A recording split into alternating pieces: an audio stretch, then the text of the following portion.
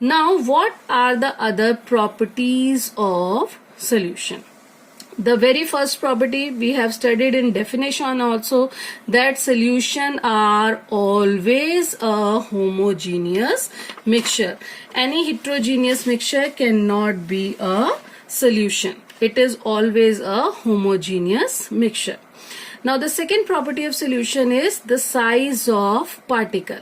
The size of particle of a solution is very small. It is so small, it is less than 1 nanometer. Now what is 1 nanometer? 1 nanometer is equal to 10 to the power 9 meter. So this quantity is very small, 1 nanometer in diameter. So it shows that size of particles in solution is very small.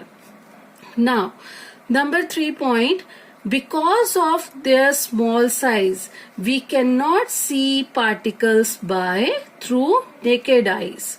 Okay, so now the other thing is also, particles do not scatter a beam of light passing through the solution. So the path of light is not visible in a solution. What do we mean by this? You refer to figure 2.3 in your NCERT book. What is that? We have taken two types of solution. One is copper sulfate solution and other is milk in water.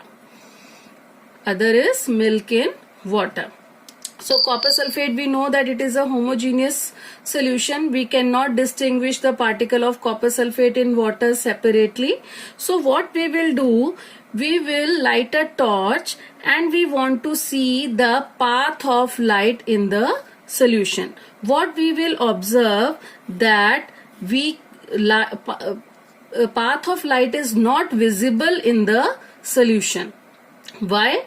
Because size of particle are so small that they do not scatter the light. But we see that path of light is visible. Path of light is visible in milk in water. So milk in water is not a true solution. Milk in water is not a true solution. It is a colloid. We'll study in next class. But what about copper sulfate? We are not seeing any path of light visible in the solution. So it is a true solution. So I am repeating the point. Because of very small size, particles do not scatter beam of light passing through the solution. We cannot see the path of beam of light passing through the solution. So the path of light is not visible in a solution. This effect is also known as Tyndall effect. Tyndall effect. We'll study this in our next class under the topic of colloids. So now the next property is filtration. So can we separate the constituent of solution by filtration method? No, because the size of particle is very small. So the solute particles cannot be separated from mixture by the process of filtration. Can we filter sugar solution and can we separate sugar in water? No, we cannot. So particles of solution cannot be separated from mixture by the process of filtration. Now the next property is stability. Next property is stability. Is this solution stable? So how can we check that the solution is stable or not?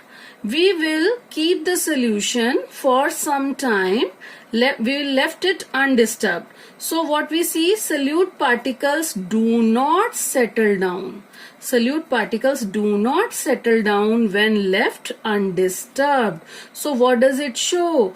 That solution is uniform. Solution is stable. There is no change in the solution. So what are the basic properties of a solution?